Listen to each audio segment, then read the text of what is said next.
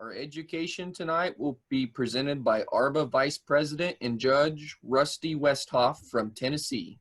Thank you. So how's everybody doing?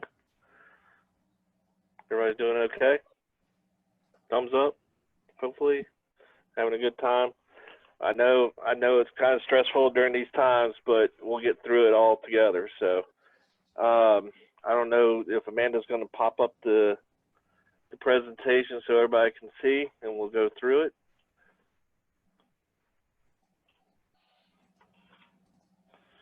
Okay, so it's kind of hard for me to, okay. So if I look to the side, I have the presentation to my side monitor, so it's not like I don't want to talk straight at you. It's just, it's harder for me to see it on the little screen here. So, but anyways, the Florida White is simply the perfect little white rabbit. The reason why it is used for so many different reasons, but ultimately, if you're showing animals or showing rabbits and stuff, the standard is very simple. It's a one-page standard. There's no breed-specific disqualifications other than weights. And then, of course, all the general disqualifications do apply. So that's why it's the perfect little white rabbit to show and to have, actually. So the next slide is introduction. I am the ARBA Vice President. I've been raising rabbits since I was 14. I got into raising rabbits as a Boy Scout project. I convinced my parents that I needed one, and then I needed two, and then two became 30. So obviously I was hooked. A couple of mentors of mine got me to go to my first ARBA show and fell in love with it.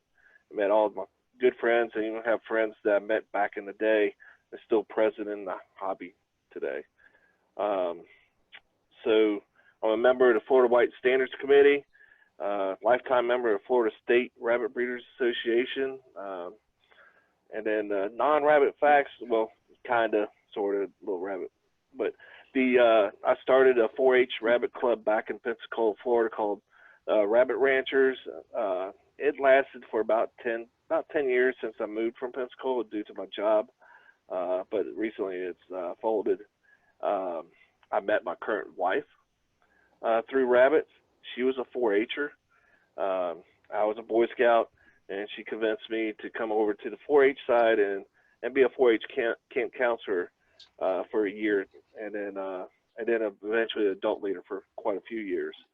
Now, presently, I'm assistant scoutmaster for Troop 48, with my son being in Boy Scouts. That's his preference that he wanted to join, so he decided to take the scouting route today, or for the time being.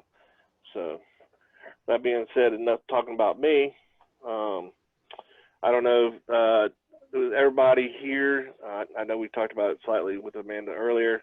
If you've been to ARBA convention, you probably see me and Amanda on the dance floor dancing along with you guys at the ARBA Youth Banquet, which is always fun. Although I can't dance, but still. Okay, so history of the Florida White. It was accepted in 1967 by Judge Orville Milliken. He wanted to develop a smaller rabbit for laboratory use. Back in the day, rabbits were used to test varied medicines, makeup, products that that see if it's harmful for humans. So he decided to create the Florida White, which is pretty much is a compact breed, and it's perfect for lab situations because it's pretty much standard. There's no variations really to them other than type of fur and stuff like that. But so the purpose of the Florida White, commercial. If any of you actually process rabbits and so forth, they are probably the best meat rabbit in the field. Only problem is it takes them a while to get to the weight that you need to process them, and that's why, in general, the Californians and New Zealanders are the meat caliber rabbits that most commercial process or rabbitries use. But overall, for the the meat you get, the amount of feed you feed, and the dress out ratio, the Florida White is the best for that purpose. Touched on the laboratory use. Laboratory use, I talked about, it was for that, but with latest technologies with computers and so forth, they can actually test those things with computer programs and so forth to make sure they're safe for humans. So it kind of phased the laboratory use out for the Florida White, but you know what? That's a good thing. We definitely don't want to have to hurt animals to make sure we're safe. So, then the most important is showing. The Florida White is about the perfect one for new breeders because you don't have to worry about disqualifications. You don't have to worry about color. All you have to do is make sure they have the right toenails, no abscesses, no ear canker, the right sex in the right class. And I previously said the standard is on page 133, and it's a simple standard. It's one page. It hasn't changed for many years. Like I said, it's pretty good. And they win. It's a 4-class rabbit that has won hundreds. Well, I think that's in my next slide. But anyways, won many best in shows, ARBA best in shows, all the big shows they have won. But ultimately, if you decide to raise Florida Whites, the National Club is a really great group of people that are willing to help youth members and adults alike, that's really important to me personally because I came up from the youth. Luckily I had a couple of mentors that guided me along the way locally, but when I went out to the national, I didn't really have too many. And then it took about a year or two before they realized who I was, and then they started opening up and so forth. But today the National Florida White Club is a great club for adults and youth alike. Okay, so handling, and this goes across all breeds. The last thing you want to do is handle your rabbit and hurt your rabbit, right?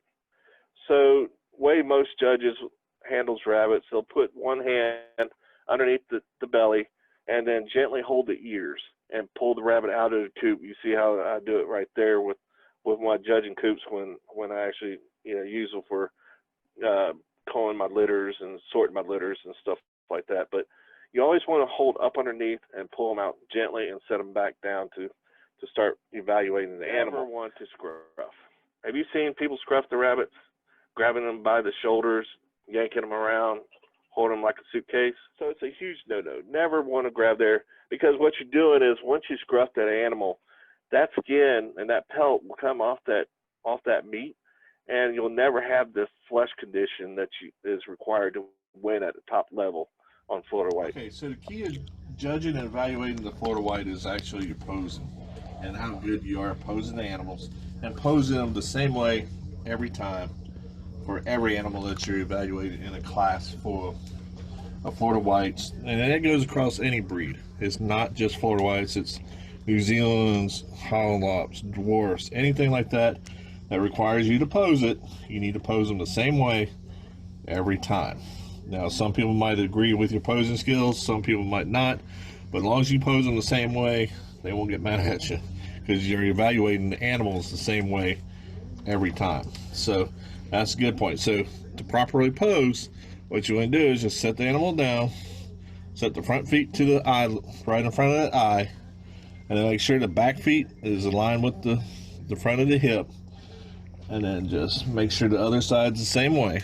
So there you go, and just run your hand just a couple times, get them nice and relaxed, and then you look at the head and the ear. Sometimes they like pushing their head out, but you can always tuck them back in and just evaluate the whole animal. The next thing you do is take your hand and just run it. On a Florida White, your fingers should get wider as further you go back, because you want a nice wide and full hind quarter with a nice width of loin, nice depth of loin. Depth of loin is the thickness of loin that you want. That's why it's a great little meat rabbit overall. So that's what makes the Florida White. Now, evaluating the fur, you want to start from back to front and strike it, it should roll or fly back as quickly as possible, have nice density, good texture to the animal, and go back to the point. Excuse me. Next thing is handling. When you're getting done with evaluating your animals, you always want to go up underneath and tuck them up underneath the hand. That way you get proper control. The rabbit is more secure. And return it to the cage. But if you're judging and you got the judging coops, you probably want to just put it underneath, kind of hold the ears, and just put it right back in the coop.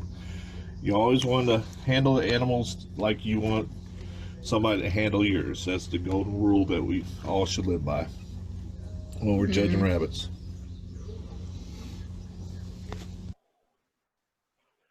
Okay, let's go to the next slide. Okay, part of evaluating the Florida Whites is checking for disqualifications. Remember, Florida White doesn't really have any breed-specific color type disqualifications, mostly weight, toenail, and general disqualifications, what you're looking for. So you gently put your fingers between the ears and put your hand right behind the neck there on top of the shoulders, and then rotate the animal nice and secure. All the rabbit's weight is on my hand. There's no weight, no grabbing the fur, scruffing whatsoever. And you just lightly put it on its back. What I do first is look at the eyes. Although Florida Whites always have that red eye, right? And that pink eye there. And kind of stands out. I have never seen one that's not. So, but anyways, now check the nostrils, make sure there's no disease, there's no snot or any discharge. Then check the teeth. Be careful, because sometimes they bite. And then I check the toenails, just make sure they're all there, and gently just put my thumb right in the center. And they're kind of hard to see against a white rabbit, but you can count them yourself. Then I check the back feet. And also, I'm also checking the house, they push back on those back feet, make sure there's no broken bones and so forth. Then I rotate it, and I check the genitals to see if it's a buck or doe. That's the doe. And then I check the tail. The next thing I do is use my thumb, quickly just go through the tummy, make sure I don't feel any bumps, abscesses, or anything like that that's underneath the skin. And then check the legs, just make sure that they're properly straight and so forth. Then I just quickly roll over the animal, set it down nice and properly, and then I pose the animal one more time. The reason why I do that is every once in a while a rabbit just doesn't sit right, and I always give them the second chance to really shine and really show off their self. And there's been times where the first evaluation I'm like, oh, I don't like that rabbit at all, and then the second time it comes across, I really do like that rabbit a lot. I'm glad it settled down and actually posed and made itself look really good. So that's it, how you check for disqualifications and evaluating the animal. Okay, so I'm no movie star, so that's my first time I think I've been on video for demonstrating stuff. So anyways, another legend, he recently passed away. He's probably known as the best, or definitely one of the two best rabbit breeders ever lived. His name was Fibber McGee. He was a judge that everybody looked up to. The knowledge that man possessed was, he probably forgot more stuff that I know. So, but he is one of the best ever. I think he had the record. He has the record number of best in shows at ARBA convention. I think he has 4. It might be 5, and he's done it with 2 different breeds.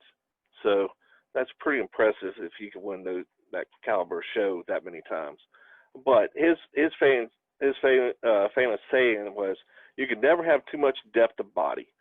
This is a true statement if you have the width and fullness of hindquarter to balance it out. Because if you have a too high animal and you don't have that width, you're going to have a narrow hindquarter, and you're not going to have that meat that what the standards calls for to balance that animal out completely. So next slide. as you can see, when I was doing the demonstration, you notice how my hand was going from starting at one point and then it went wider and wider, and then it went all the way down and actually kept on getting wider at the base of the hip. You can see in this picture the taper from a top view of this animal, where you see where it's narrowing right at that shoulder, and it just gets wider because then all of a sudden here comes that loin, gets wide and full, and it starts coming down all the way down to the table. So you want to taper. If you're looking at the rabbit head on, you want a slight taper from the shoulder through the midsection to the hind quarter.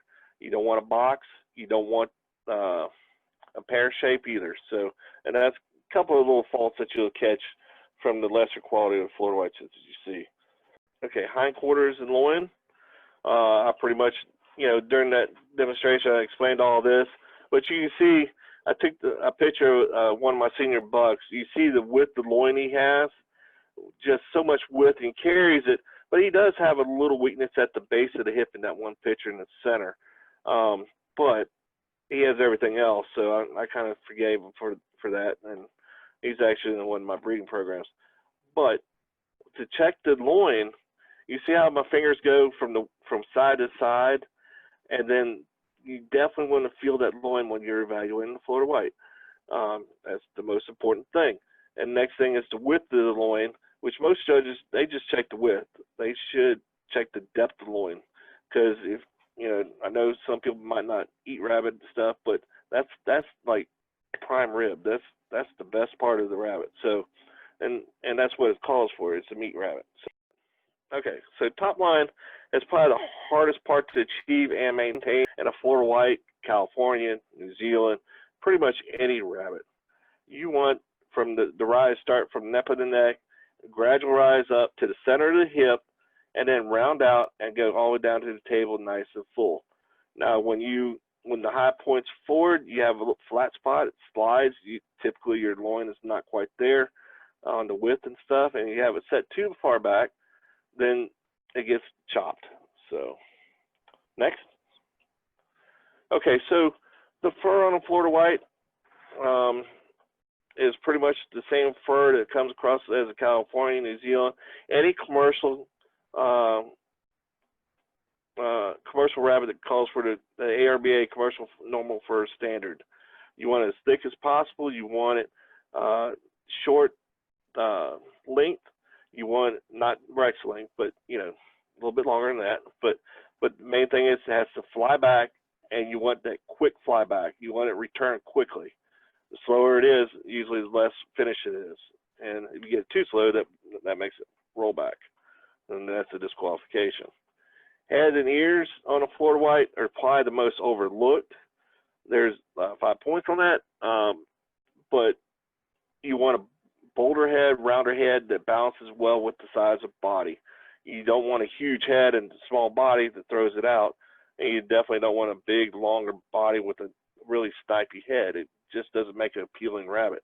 But those points are probably only come in play ever at convention or a national show when you have a class of 50 Florida whites and the top 20 are identical. You're going to have to start nitpicking on points, and the head and ears can come in play to that. But typically it really comes down to who has the best fur and condition ultimately. But so next slide. Okay, so judging tips, the golden rule. I mentioned it when I was evaluating in the videos. Always handle someone else's rabbits as you would want them to handle yours. That is so true. I don't know if you show and stuff, but nothing's worse than seeing somebody mishandle your rabbit and hurts them or whatever. You definitely want to treat them just like you want to treat your own. The next one is posing. I mentioned, I already talked about this a little bit, so we'll go by it real quick. You always want to pose them the same way, identically the same way, so you can evaluate the same way. If I'm watching you judge the class of rabbits or doing judge showmanship and stuff, I'm gonna be watching how you evaluate your rabbits and stuff, and see if you pose them the same way. So even if when you pose them properly, great, just like I had it. But if you pose them wrong, please pose them wrong the same way. At least you'll evaluate the rabbit the same. So they are an extremely popular breed. They're not the most popular, but they are. They win a lot of best in shows, and they're easy to take care of. So, and then next slide, rewarding. Best thing about showing rabbits is the friendships that you develop that can be a lifelong friend, and also spending time with your family. When I choke up, I'm sorry, but this is like one of my favorite pictures ever. It's me and my dad. I'm a third generation rabbit breeder. My dad second, and my grandmother was first. So, and my kids are the fourth. But it's a great hobby. I know there's ups and downs to it, but ultimately it's the most rewarding hobby that I'm a part of. So that's why I included that picture there, just to express how much I appreciate this hobby. And the next one is questions and answers. So if anybody has any questions for me or thoughts, let me know. I'll be glad to answer them. We have some kids that we've not met in person at all, just because of everything going on. But one of our new kids, I just want to comment to them when Rusty was going through in the video and he was checking for the disqualifications. That is basically what you do in showmanship. So if you study that, what he did and what he talked about when he was looking at the disqualifications, that'll help you a lot when you're doing your showmanship stuff. Sarah and Jonah was asking if you pick the animal up by underneath and hold the ears. Holding, basically what reason why you cup the ears is just in case it decides it's having a bad day and wants to take a bite at you, you can quickly stop it. That's the reason why you hold the ears. But all the weight's in the belly. A lot of times, if the rabbit is scared, they'll start kicking. But usually if they come off the cage or off the show table or show coop, they're not going to kick when you reach up underneath and pull them out. And then get them into a cupping position against your body, with the head sticking underneath your arm or some people will flip them like I do when I check in DQs and hold them like a baby. You could do that. But ultimately, the best thing is if a rabbit's kicking, it's because it feels insecure for whatever reason. And that's what I found. I hope I answered your question. I know from a scout troop and so forth, a lot of people don't like asking questions in front of the group, which, I understand.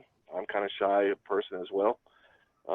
If any of you have any questions about rabbits or, Florida whites, New Zealand's, especially the breeds that I'm the most familiar with, if not, if I don't know the answer, I'll find somebody for you. But if you have any questions in general and so forth, please reach out to me. You have my cell phone number. You can call, text, or email me. And if you're younger, please. I know this is a Boy Scout thing for me personally. If you text me or call me, please make sure your parents are there. We always do it like a 2-deep type leadership communication with youth. It protects youth and it protects the adults as well. And then in that last slide, you saw where the pie tossing. I don't know if you guys saw that, but that was a fundraiser at an ARBA banquet. I can't count how many pies was thrown at my face and so forth, but it was a good cause. It was for the youth scholarship program, or ARBA youth scholarship. Now, does everybody know about the ARBA youth scholarship? Just quickly, I mean, there's forms and so forth that you have to fill out and stuff. But if you're an ARBA youth member and you're a junior, I believe, or a senior, or graduating this year, there are certain deadlines that you have to have your GPA and so forth. And you can submit the the application, and there's a committee that reviews it, and they'll pick anywhere from 2 to 4. I think our record was 6 that was received some money for college. So if you're definitely loving the rabbits, and loving 4-H, and if you're a member of ARBA, that's a little extra money that you can get for your college. So here's another question: what was your first rabbit and your favorite one? Oh my. Okay. So my first rabbit that got me started was a French lop, and she was probably to this day I still don't know, but what color she was. I think she was a mixed breed French lop, but I would say the closest thing to her color was a smutty fawn. But she was great. She was, she was a house pet for a while. We had her potty trained, and then we moved her out to the outside, and then I got a buck named Rocky. That's when. Now I'm dating myself, so Rocky Balboa, the movies and stuff. So he got the name Rocky, and well, they got together and had a bunch of rabbits, and then I started raising French lops for quite a while. I probably had them for about 4 or 5 years, and that's actually how I met my wife. Where our rabbitry was, they lived down the street, and their 4-H club was doing the 4-H rabbit project, and they came visit. They walked around the rabbitry. They fell in love with the French lops. At that time, I had New Zealand's too, and I sold a couple of them and started getting to know all the kids, because I was a kid at 2, and joined the 4-H club. And I didn't get highly involved in 4-H because my time between being a lifeguard, being a 4-H'er, being a Boy Scout, and being in karate class, I really didn't have much free time after school. So, and then me and my girlfriend at the time, we started dating when I think I was 16 and she was 15. So, and we became high school sweethearts and got married. So, thanks for Queen and Rocky. And I have my family. I can't say enough about rabbits. So. Any other questions? I love your story about how you met your wife. There you go. That is cool. And that shows the kids that there's a lot more to it than just doing fair. So I've always told the kids, you can take it as far as you want. I've done it for 25 years, and I've made friends literally all over the world. And it's a cool hobby to be in. And some of the best people you'll meet that share this hobby. So thank you so much for your presentation, Rusty. We really appreciate it. Hey, no problem. No problem. Anytime. If you want me to do another one, I'll be more than glad to. Just let me know the subject. So.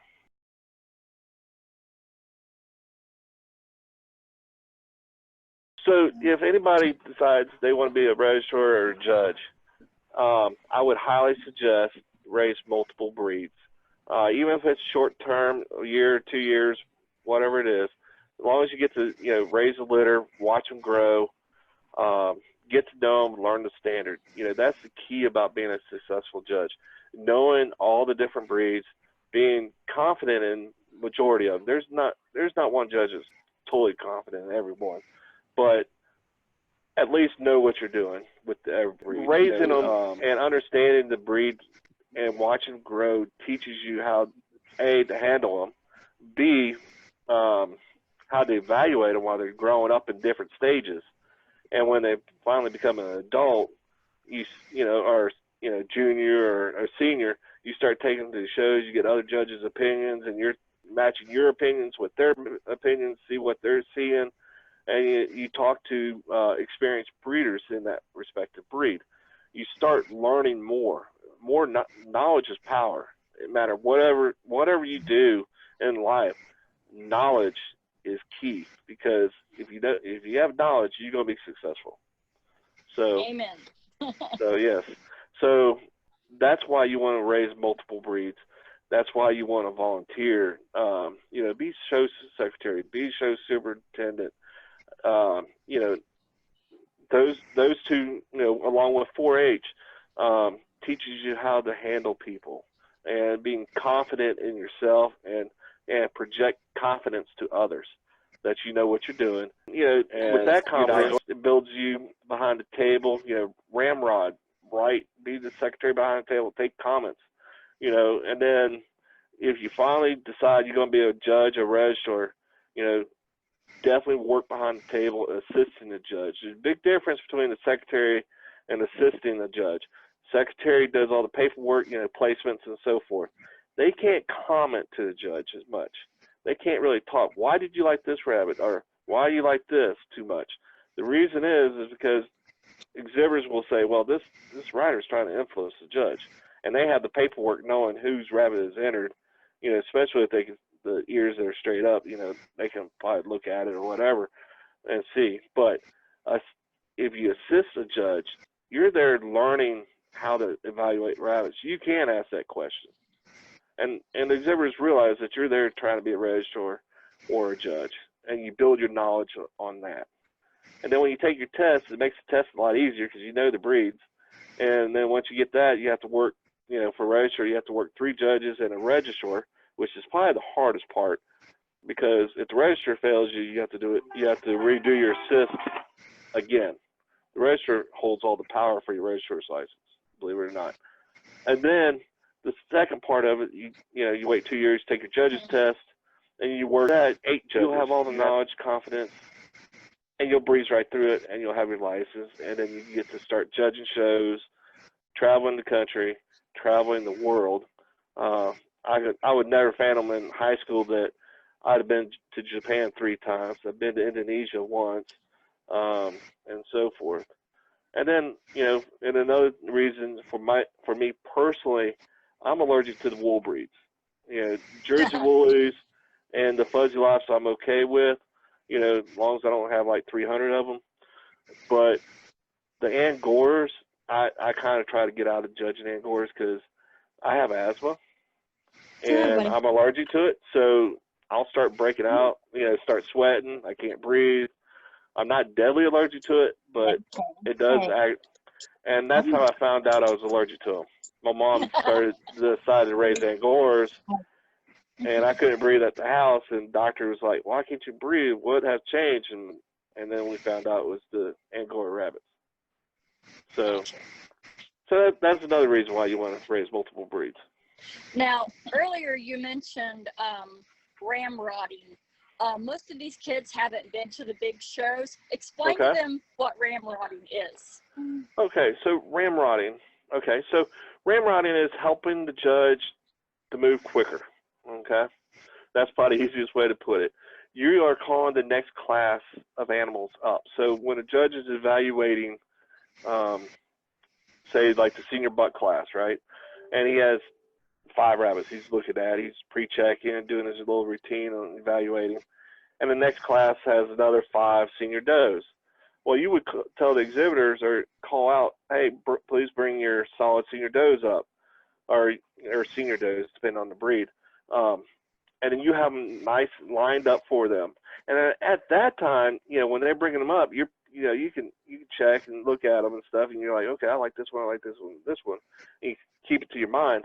And when the judge gets done placing the senior buck class, he moves right to the senior doe class. And then he starts evaluating while you bring up another class. And then he'll start placing. You can evaluate. Say, okay, why do you like that one over this one? And you just keep it to yourself because you can't really tell. Now after the show, you can talk to the judge all you want. There's no problem. I don't think there's a judge in the country that wouldn't take time to talk, especially for the people that are helping them to get the job done. So you definitely benefit the show. Everybody seems happier when the show goes faster. So you're making a judge work harder because he has no break waiting for the exhibitors to bring rabbits up. But in an end game, you do help the show, and it's greatly appreciated, especially for me, if you're ramrodding my table.